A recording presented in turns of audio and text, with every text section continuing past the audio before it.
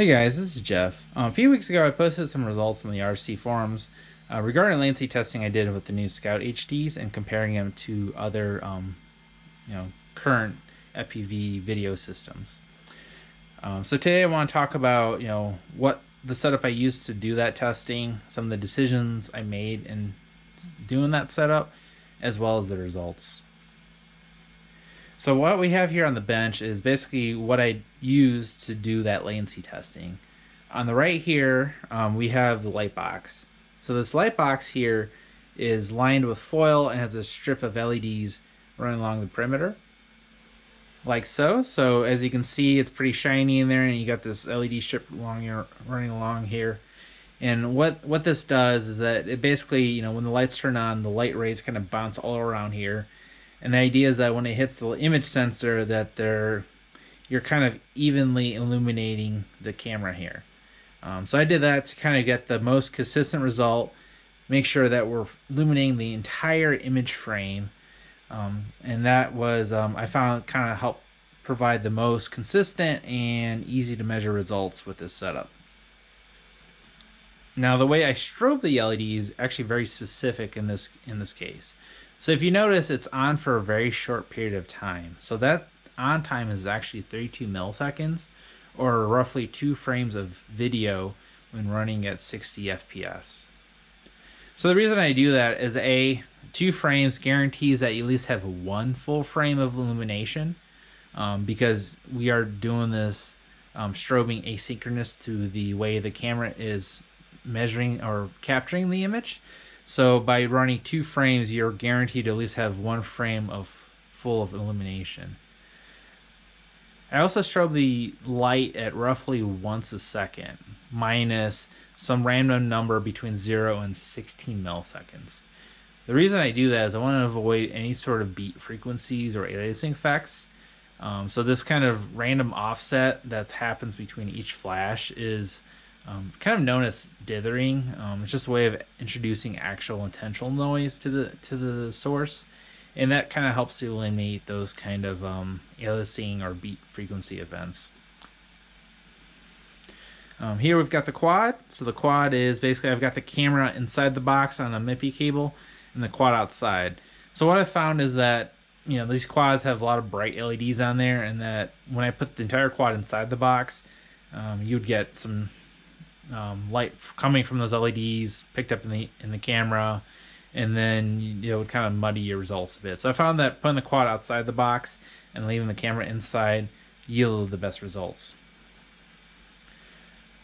I've also got here a fan. So yeah, these VTXs get toasty. They're designed to have airflow. You're usually flying these things through the air with the props spinning and everything. So I just have a little fan here just to make sure we've got some airflow so it doesn't overheat. So on the left here we have the Scout HDs.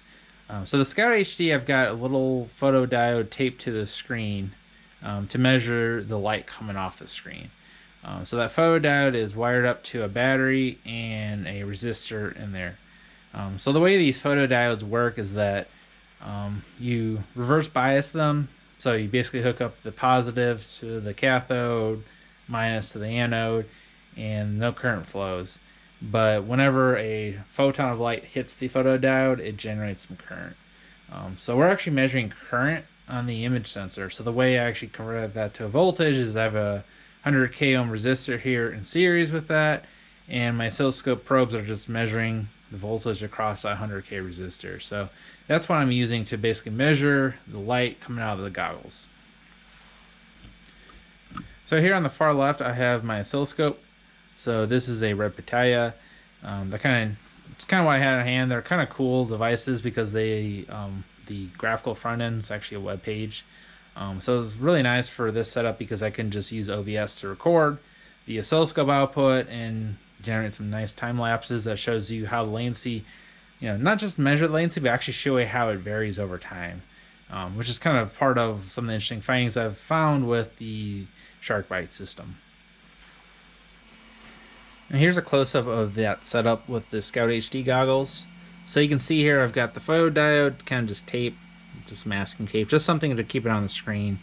And then you can see the screen is kind of flashing, and that's the flash that I'm keying off of and measuring with the oscilloscope, basically to measure latency. So the idea is that, whenever the flash is generated here, the camera picks it up, flashes the screen here, and then we can measure the time for when the LED is turned on to the time in which the photodiode picks up this bright flash.